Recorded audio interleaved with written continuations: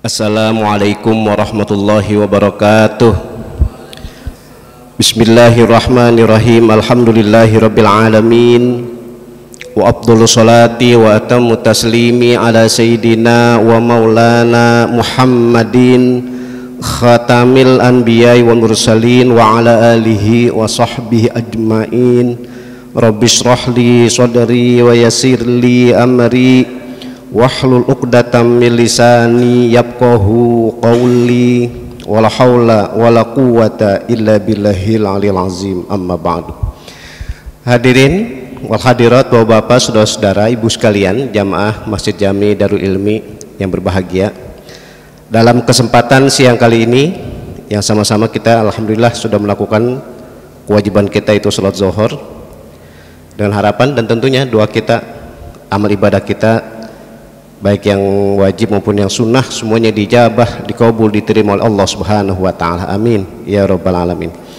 Baik Bapak-bapak, saudara-saudara, dalam kesempatan ini saya akan baca lagi hadis yang ada dalam kitab Bulughul Maram karangan Imam Ibnu Hajar Al-Asqalani. Hadis ini datangnya dari sahabat Nabi yang bernama Rabi'ah bin Malik Al-Aslami, dan hadis ini salah satu hadis yang sahih diriwayatkan oleh Imam Muslim. Sahabat Nabi ada namanya Rabi'ah bin Malik. Sepintas nih kalau kita di Indonesia, nama Rabi'ah itu orang perempuan, karena ciri khasnya ada tamar butohnya. Ya mungkin disamakan dengan Halimah, Khadijah dan seterusnya ya. Tapi ada nama orang laki tetap ada tamar butohnya, itu bukan taknis ya, bukan tak menandakan perempuan, akan tapi memang sudah namanya gitu. Jadi ada sahabat Nabi yang bernama Rabi'ah bin Malik ya. Radhiyallahu anhu qala li an-nabiyyu sallallahu alaihi wasallam sal faqultu as'aluka murafaqataka fil jannah faqal aw ghair zalik faqult huwa dzak qal fa'inni ala nafsika bikasratis sujud. Bapak-bapak, saudara-saudara, ini tadi saya bilang, saya baca lagi hadis ini karena memang di dalam kitab Bulughul Maram ya ada beberapa kali kita baca lagi hadis dalam rangka muhasabah ya, dalam rangka introspeksi. Dan ini salah satu hadis yang sahih, hadis yang otentik. Ini ada sahabat Nabi yang bernama Rabi'ah bin Malik ya. Ada sahabat Rabi'ah bin Malik ini yang sangat setia kepada Nabi kita Muhammad SAW, dan saking setianya, ini natural banget nih ya, alami banget, manusiawi banget lah bahasa saya. Seorang sahabat yang ketika hidup di dunia bersama Nabi terus dan selalu mengikuti apa saja yang dilakukan oleh Nabi, kan hukum alamnya manusia hidup di dunia nggak selama-lamanya gitu. Oleh karena itu tadi saya bilang natural banget ya, alami banget. Jadi sahabat Rabi'ah ini di dunia bersama Nabi, nanti di surga juga pengennya bersama Nabi, itu maksudnya. Jadi sekali lagi sifat manusia ini ya, ketika kita hidup di dunia bersama orang-orang baik ya, kita pun pengen nanti di surga bersama orang-orang baik juga. Apalagi orang baik itu adalah khairul khalqi ya, makhluk yang paling mulia, yaitu Nabi kita Muhammad sallallahu alaihi wasallam. Nah, itulah salah satu sifat manusia yang namanya Rabi'ah bin Malik, pengen banget bersama Nabi, bukan hanya di dunia, bahkan nanti di surga. Oleh karena itu ketika Nabi ada dialog dengan sahabat Rabi'ah, apa yang kau inginkan dariku gitu, kata Nabi. Ini bahasa umumnya aja. Kemudian sahabat Rabi'ah itu bilang, as'aluka murafaqataka fil jannah. Murafaqataka fil jannah itu artinya bukan bersama dalam posisi di surga aja, akan tapi bersama, akan tapi dekat. Itu murafaqah namanya ya. Kan bisa kita bersama, mungkin sama-sama sholat zuhur nih di Jakarta, tapi kan masing-masing setiap masjid, di Masjid Al-Azhar, di Masjid An-Nur, di masjid mana saja lagi pada sholat zuhur sama-sama, tapi kan nggak bareng. Artinya nggak bareng itu nggak satu tempat. Tapi kalau murafaqah itu berdekatan secara fisik ya. Nah makanya itu tadi sahabat Rabi'ah itu pengennya secara fisik juga bersama Nabi kita Muhammad sallallahu alaihi wasallam di surga. Faqala aw ghair zalik, ini hebatnya Nabi ya, cerdasnya Nabi. Aw ghair zalik, atau ada yang lain. Faqult huwazak, itu aja. Artinya gini, kan yang namanya para nabi, para rasul itu di surga levelnya beda dengan kita. Saya bilang kita ini, bahasa saya biar gampang, kita ini masuk surga aja udah bagus banget gitu. Jangan bahasa gini, jangan sangat-sangat mengharapkan level kita bersama para nabi, para rasul gitu. Jadi masuk surga aja udah bagus banget. Nah ini Nabi begitu, ketika ada sahabat pengen di surga itu bersama Nabi, Nabi itu kan cerdas. Nabi nggak bilang begini, ini bahasa kasar saya nih, ya kamu sih nggak bakalan di surga bersama aku gitu. Sama-sama masuk surga yakin, jadi sama-sama masuk surga, sama-sama di surga yakin. Tapi kalau untuk bersama Nabi ya levelnya jauh gitu, karena kan beliau-beliau itu para nabi, para rasul ya salah satunya maksum ya, semua kewajiban dilakukan dan semua kemaksiatan bisa dihindari gitu. Itu salah satu maksumnya para nabi, semuanya dicegah ya dari perbuatan khilaf, perbuatan salah, apalagi level tertinggi perbuatan dosa. Tapi kan Nabi cerdas tadi, Nabi patona. Kalau Nabi bilang kamu nggak bakalan bisa bersama kami, nah kan mungkin akan menjadi apa, pesimis ya, frustasi dan sebagainya sahabat itu. Tapi enggak, sehingga kata Nabi begini, ini bahasa saya ya biar gampang memahami hadis di sini. Ya udah, kalau kamu memang ingin menemani aku di surga, kata Nabi, fa'inni ala nafsika bikasroti sujud. Fa'inni itu diartikan tolonglah aku, bantulah aku. Tapi ulama ilmu hadis banyak mengistilahkan fa'inni, doakan aku. Makanya tadi Ustadz kita mimpin sholat zuhur, Ustadz Agustiar, itu salah satu doanya kan tadi fa'inni atau fa'inna.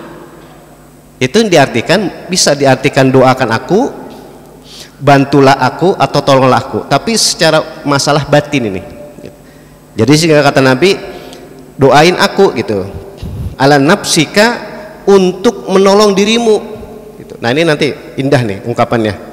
Kata Nabi, doain aku atau bantulah aku dengan doa gitu, ala nafsika, untuk menolongmu. Jadi Nabi minta didoain ala nafsika, untuk menolong dirimu dengan cara apa? Bikasroti sujud, memperbanyak sujud. Bapak-bapak, saudara-saudara, dari hadis ini Nabi memberi pemahaman, memberikan ajaran kepada kita. Yang dimaksud adalah yang berhak memasukkan ke surga dan tidaknya bukan para nabi, bukan para ulama, secara umum bukan manusia, akan tetapi yang memasukkan surga dan tidaknya itu Allah Subhanahu wa Ta'ala. Itulah yang tadi saya bilang, ini mungkin kalau kita sebut filosofisnya nih, hikmatnya, kenapa Nabi ini Nabi bilang seperti itu, tujuannya apa? Yaitu tadi, yang berhak memasukkan ke surga semua manusia itu adalah Allah Subhanahu wa Ta'ala. Udah. Kemudian kata Nabi, ala nafsika, untuk menolong dirimu. Berarti di sini tadi saya bilang ada gambaran yang menarik. Kita ingin mencapai ke surga itu harus ada ikhtiar, harus ada usaha, harus ada modal. Persis kalau kita mau analogikan hidup kita di dunia, untuk mencapai kesuksesan apapun nggak ada yang uncang-uncang kaki, yang nyantai nggak ada. Untuk mencapai kesuksesan apapun, tanda kutip ya, ini bahasa saya nih, untuk mencapai kesuksesan apapun harus ada ikhtiar, harus ada usaha, bahkan level selanjutnya harus ada pengorbanan. Ya kalau bahasa saya pengorbanan itu baik fisik kita, baik harta kita, ya seterusnya dan seterusnya ya. Ya termasuk mungkin ya ketika kita belajar, ya kita sementara pindah dulu ke tempat lain, kita misah dengan orang tua kita, dengan saudara kita, dengan kerabat kita, itu salah satu pengorbanan ya, untuk mencapai kesuksesan.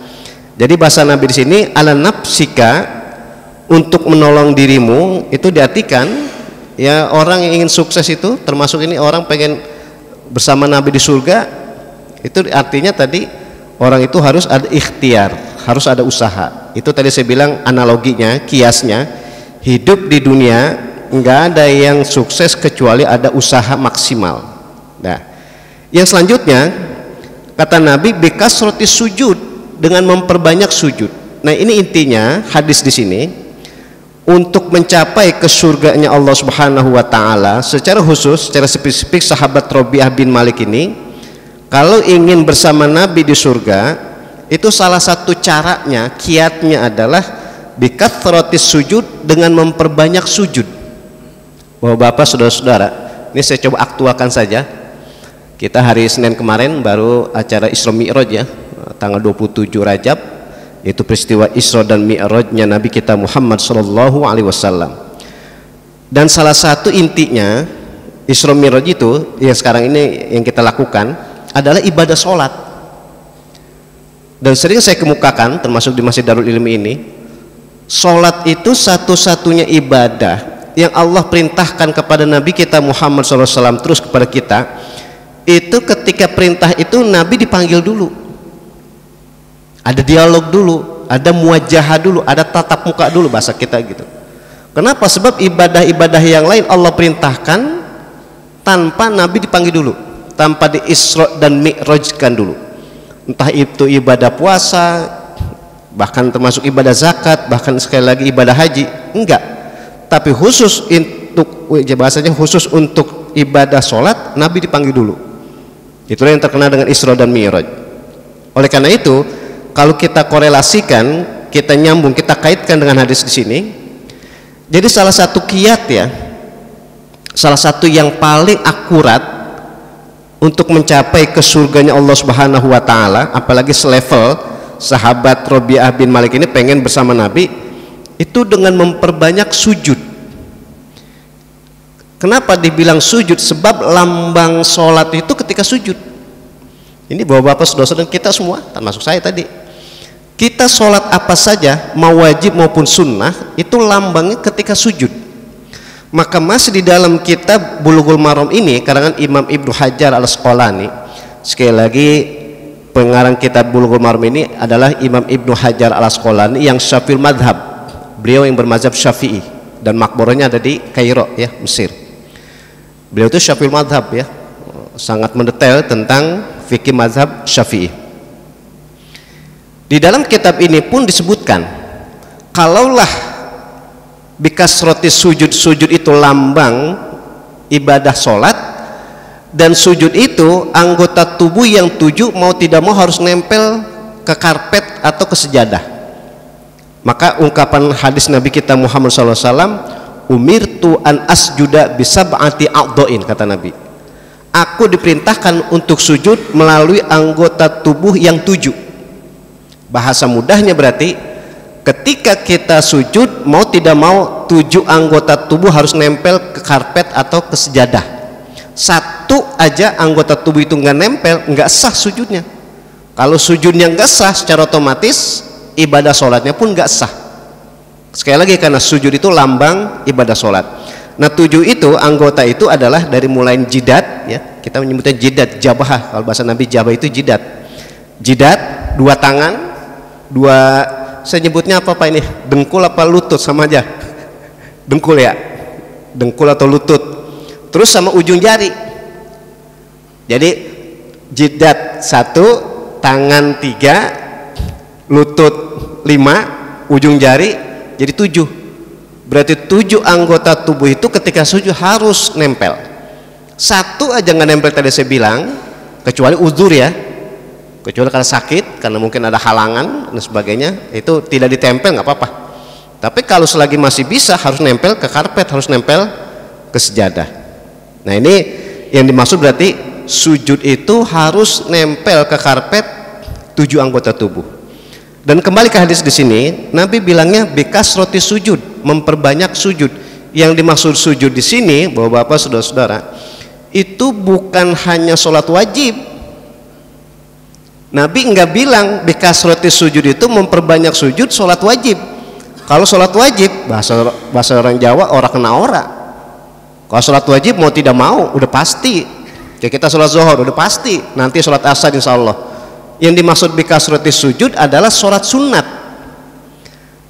Oleh karena itu menariknya dalam kitab Bulughul Maram ini, karena Imam Ibnu Hajar Al-Asqalani, hadis ini diletakkan ke bab sholat tatawu, bab sholat sunnah. Berarti dari judulnya saja bisa dipahami berarti yang dimaksud bikasrotis sujud itu adalah melakukan sujud ketika sholat sunat. Kesimpulan kata bahwa Bapak saudara-saudara, berarti yang dimaksud bikasrotis sujud itu memperbanyak sholat sunat. Sholat sunat apa saja? Ya apa rawatibnya, apa nanti kebetulan Anda sempat sholat duhanya, tahajudnya dan sebagainya. Akhirnya bahwa Bapak saudara-saudara, saya coba ambil kesimpulan dari hadis di sini. Pertama, Nabi kita Muhammad SAW itu memotivasikan, memberikan semangat banget sama kita ini. Artinya apa? Salah satu yang akurat ya untuk mencapai ke surga itu ya ibadah sholat gitu. Maksudnya begitu. Jadi ibadah sholat itu tiket lah untuk masuk surga. Kenapa? Sebab kata Nabi dalam hadis yang lain, saya terjemahkan saja. Nanti pada hari kiamat yang pertama kali dihisab, yang pertama kali dipertanyakan itu tentang sholatnya. Kalau sholatnya bagus, ibadah yang lain pasti bagus. Tapi kebalikan, nauzubillah, kalau sholatnya aja nggak bagus, nggak bener, ibadah yang lain untuk bener, untuk bagus sangat-sangat jauh. Nah itu pedoman berarti rumus. Ya kalau saya mau contohkan, kalau anak berbakti sama orang tua, sama siapa aja dia bisa berbakti. Tapi kebalikan, kalau anak durhaka sama orang tua, jangan diharap anak itu bisa hormat, bisa berbakti dengan orang lain. Itu analogi kias istilah sholat tadi. Itu kesimpulan yang pertama, berarti sholat adalah akurat sekali ya, kiat yang paling hebat untuk bagusnya seseorang, termasuk kita ini akan masuk ke surganya Allah Subhanahu wa Ta'ala. Yang kedua tentu untuk mencapai kesuksesan ya harus ikhtiar gitu. Nggak ada orang sukses tanpa ikhtiar, tanpa usaha. Itu intinya ya. Baik, bahwa Bapak saudara-saudara, ini saja yang dapat saya kemukakan, atau saya baca lagi hadis yang berkaitan tentang keinginan sahabat bersama Nabi, bukan di dunia saja, akan tapi pengen juga bersama Nabi di surganya Allah Subhanahu wa Ta'ala. Mudah-mudahan kita termasuk yang dimudahkan masuk ke surganya Allah Subhanahu wa Ta'ala. Amin ya rabbal alamin. Mungkin ada pertanyaan atau cukup ya sampai sini? Oh, ada pertanyaan? Baik, silakan. Waalaikumsalam. Sholat duha.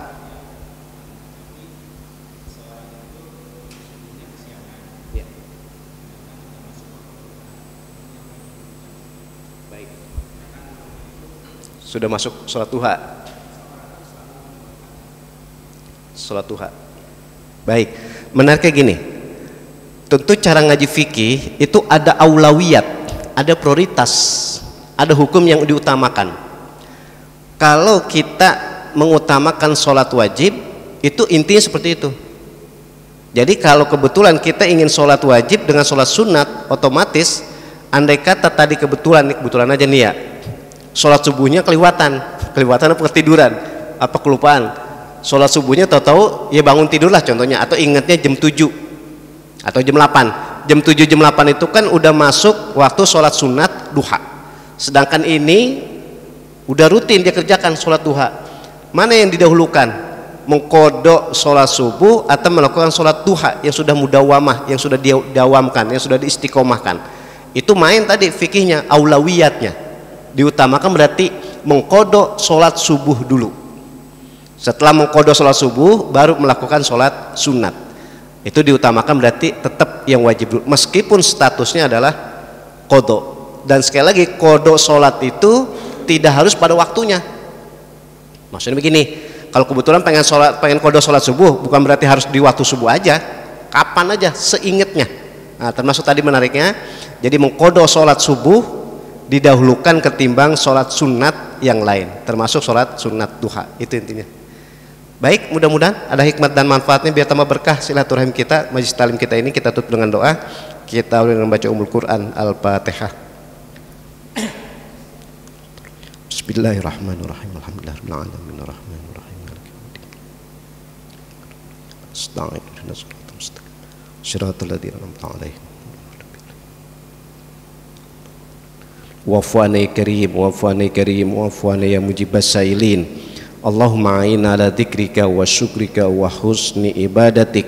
Allahumma ighfir lana dzunubana wa liwalidayna warhamhuma kama rabbayana shighara.